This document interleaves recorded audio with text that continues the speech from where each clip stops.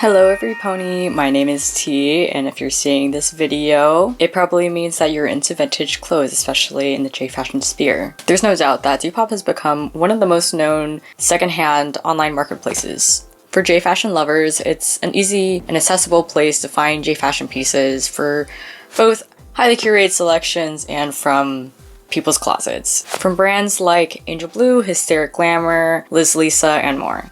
While it's not the most ideal place to shop for J-fashion, it is, like I said, the most accessible. With problems arising such as upcharging, reseller prices, we come across other interesting issues that you may not really find on other platforms. Sellers in the hyper-feminine circles of J-fashion and various other styles have been doing this hack to drive up the appeal of their items. First things first, I just want to note that this thing that happens, it's so very unserious. I do not condone sending hate to anybody, so please do not do that. But feel free to debate in the comments, like tell me what you think about this topic. Is it just annoying? Is it something that people should stop doing? Like just let me know. Let's have a conversation.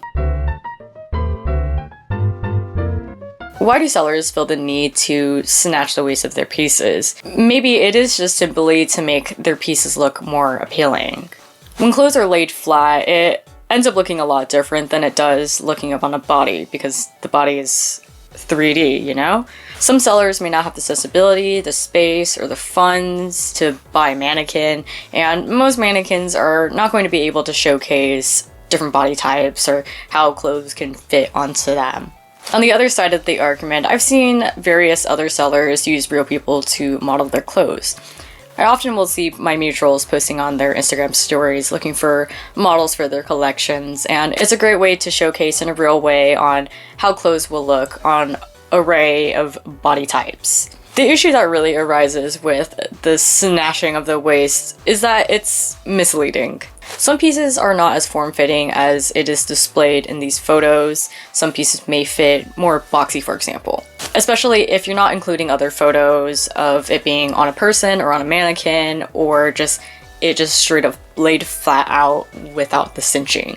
The other thing is that some sellers take it too far, to the point where it just looks ridiculous. It is definitely a thing that you can just message these sellers about measurements and other questions about the pieces, and you hope that they answer in a helpful and timely manner.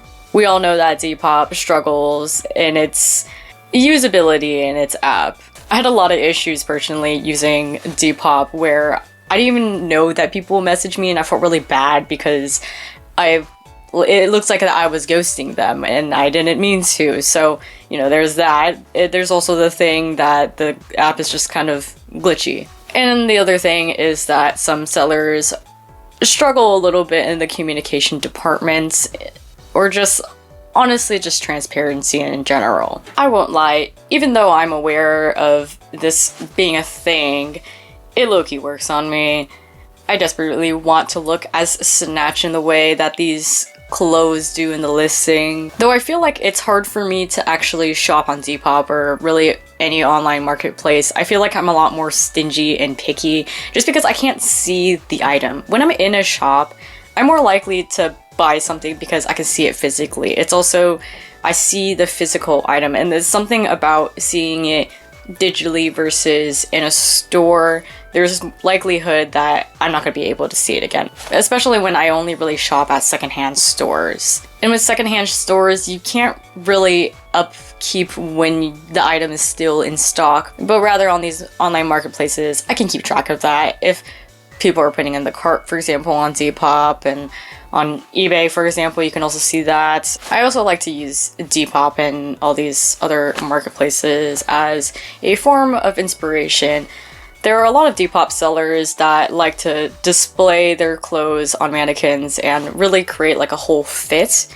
I've been really liking Instagram accounts and Depop sellers, or just sellers in general, that showcase how you can layer pieces. Because sometimes when I'm looking at these fits, it's like a phenomenal fit. Like the layering and everything makes it look so intricate and complex. And then the item that they're selling actually is such a simple item. But yeah, it is like a huge inspiration to see how they layer the pieces. On Depop, you get to see that a lot less, but I do follow a lot of Instagram accounts that do showcase how they layer the pieces because they are selling the whole set. I also like to use these pieces that I see on online marketplaces such as Depop as an inspiration for clothes that I'm planning to upcycle or make for myself. It's hard to find pieces to fit the way that you want them to, especially how they are perceived online.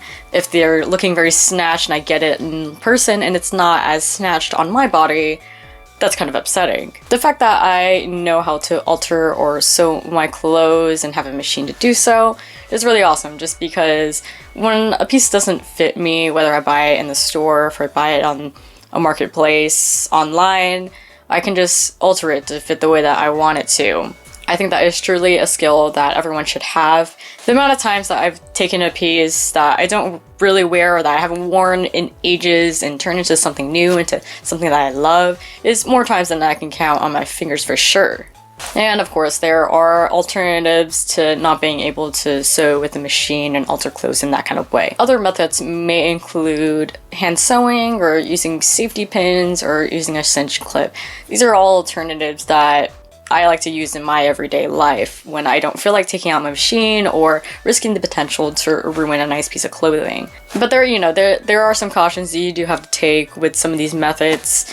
Hand sewing, you want to really take your time, and as well as for safety pins, if you're going to use safety pins, you do want to be careful because that will leave holes in your garment, especially if you run it through the washing machine. Make sure you take those safety pins out. It may also rust your clothes if you leave those safety pins on during the washing or drying process. Trust me, I am talking from experience. These are all alternative methods that I like to use in my everyday life, especially when I don't feel like taking out a machine or risking ruining a nice piece of clothing. Sometimes I have a really, really expensive piece that I want to alter, but I'm too scared of ruining it. Anyways, at the end of the day, clothes is just clothes. It's all part of the capitalistic game for these sellers to be doing this hack. Whether we love or hate it, that's just how it goes. But yeah, I just want to say thank you all so much for all the love and support for my new YouTube journey. I just want to give y'all a quick little update. I do have a lot of interesting videos on the way. I do want to do a gal inspired video. I want to do Blythe videos and doll videos and other things that I am interested in. I just wanted to make a quick little easy video to work towards my monetization goals. And yes, we are so very close, and I just want to give the people a little something while we continue to wait on those other videos. Thank you so much for watching. Let me know your thoughts about this topic, and if this was an interesting video for you. I do want to create a lot of higher quality content that takes a lot of effort and time to create, but those take time and effort to create. And videos like this don't really take as much effort, and I can bang them out a little bit more quicker. And I do have a lot of interesting topics to talk about that are both serious, unserious, or whatever, easy to talk about, easy to make into a quick little yapping video. And if you would like to find me anywhere else, I have my links down below in the description. And, well, yeah, I'll see you next time. Styles and genres, as well as breaking the fourth wall. In a way, it's like a theory and philosophy. I could approach studying why the combination of the human and the animal is so prevalent in anime. Create this universe of humanoid animals, right? Free from cringe is truly embracing the animal within you. They really have the dog in them. Exactly. Really breaking the nuances of how we perceive anthropomorphic animals and all. The Beastars, Legoshi, he has the face and the body of a wolf, but he walks on 2 feet, right?